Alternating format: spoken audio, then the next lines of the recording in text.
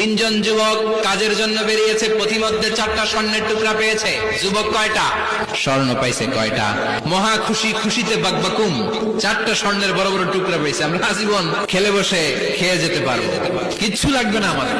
3 বন্ধু বলে ভাগ করি, আরেকজন বলে ক্ষুধা লাগছে, একজন যা বাজার থেকে রুটি কিনে নিয়ে আয়, খাওয়ার পরে ভাগ করবো। একজন রুটি কিনতে গেল, শয়তান 2টারে বুঝায় ওইটারে মারতে পারলে এক ভাগ বটোয়ারা সহজ হবে, তোরা 2 জন স্বর্ণ 4টা, তুই নিবি 2টা, ও নিবে 2টা।